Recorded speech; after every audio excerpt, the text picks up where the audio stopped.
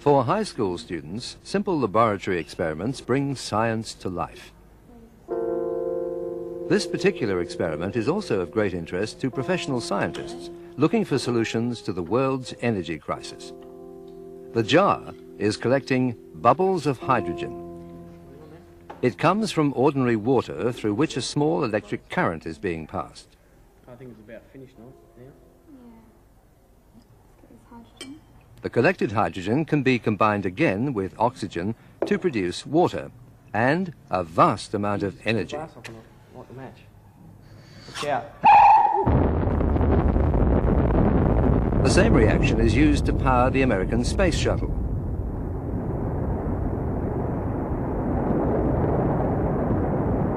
Faced by the threat of dwindling oil resources, research teams all over the world have been trying to harness this unruly energy to the more mundane task of powering the family car. This car, developed at Melbourne University's Department of Mechanical Engineering, is encouraging evidence that it can be done. It runs on hydrogen instead of petrol, in a modified version of an ordinary internal combustion engine. These modifications have taken 15 years to develop in a long-term research program led by Dr. Harry Watson and Eric Milkins. Dr. Harry Watson. This car, running as it is now on gas cylinders, has a range only of about 40 kilometres. But with a hydride tank installed, we will expect a range of about 200 kilometres. Loaded as we are now to the same weight as though we had the hydride tank, we have made 3 significant discoveries. The car will keep up with the traffic even under freeway conditions. The pollution levels from the car are very low, compliant with the most stringent standards existing in the United States or Japan. And lastly, and most significantly, the energy consumption of the car is such that it will go 70% further on the same amount of energy as though it were running on petrol. Although the car can be driven around the streets like any other vehicle, at least on short journeys, it spends most of its life anchored to a dynamometer, subject to rigorous scientific scrutiny. The researchers are particularly interested in testing the car's exhaust emission under various loads and comparing the results with those of a conventional petrol engine. Right, Chris, can you plot those results, please? Oh, Harry, these are some results of the petrol car and the hydrogen one. Lots of emissions, hydrocarbons, CO, NOx with petrol, and only a little bit of oxides of nitrogen with the hydrogen. Each design modification is carefully tested. So far, the results have revealed that the car actually performs better in some ways on hydrogen. It's more efficient by about 40% and produces fewer pollutants. There are no carbon gases, some oxides of nitrogen, and hydrogen dioxide, otherwise known as water, pure enough to drink. Using a bench rig, Eric Milkins demonstrates the most serious problem they've had to face.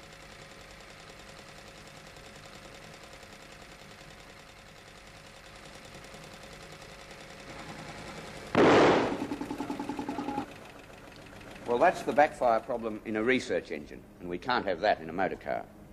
This is a cutaway section of a cylinder head, and this is the special valve we've developed to control that backfire problem. The valve allows air in before the hydrogen, and so cools the charge. Also, we have to have special coatings inside the cylinder. We have to have special lubricants.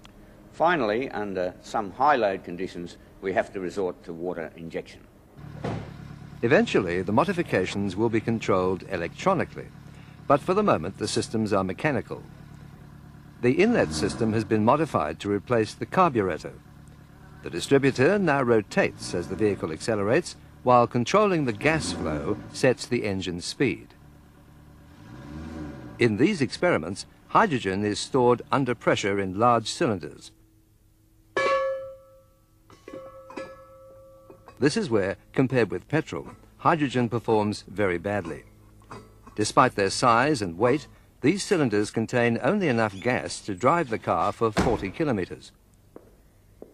This problem is being tackled by Dr. Douglas Bradhurst and his team at CSIRO's Division of Energy Chemistry in Sydney.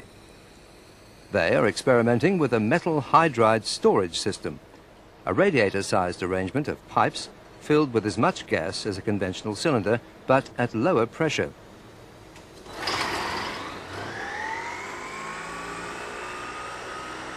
Using a test rig based on a small rotary engine without a carburetor, they're able to compare the two storage systems. They have to make sure it's possible to extract the gas from the new system smoothly and fast enough to supply the engine. The storage pipes are actually solid. They're packed with a powdered metallic alloy of iron and titanium. Under slight pressure, the hydrogen will bond chemically to the alloy structure, forming a metallic hydride. A whole family of alloys has been developed with this useful trick. Each one performs best at a unique combination of temperature and pressure. Their absorption characteristics are tested in collaboration with Dr. Watson's project at Melbourne University as part of a program to develop new alloys with greater storage capacity.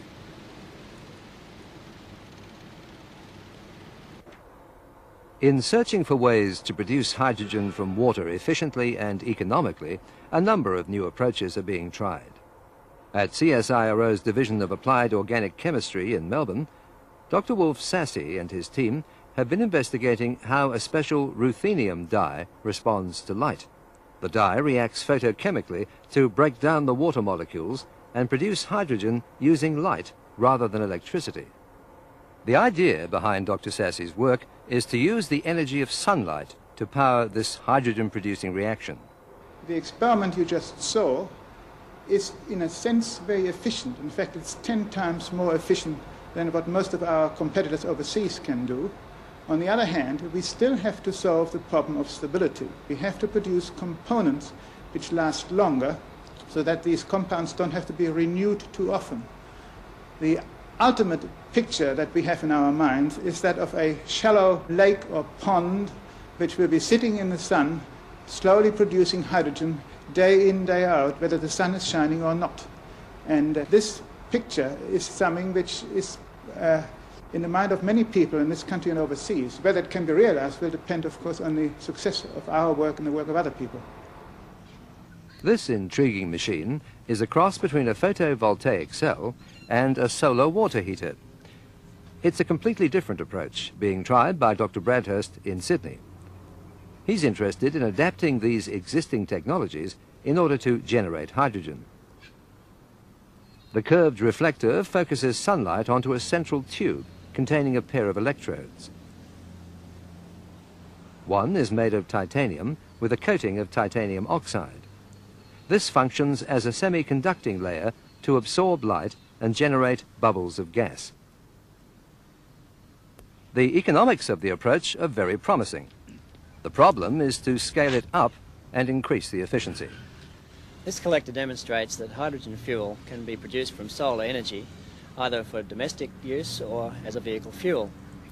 We have designed a flat plate collector, rather like a domestic solar water heater, but the amount of hydrogen you could get from something like that would only fuel your car for half a kilometre. So our laboratory research is aimed primarily at improving this efficiency up to the point where useful amounts of hydrogen are produced. The whole beauty of hydrogen is that it has 3 times the energy per unit weight of gasoline.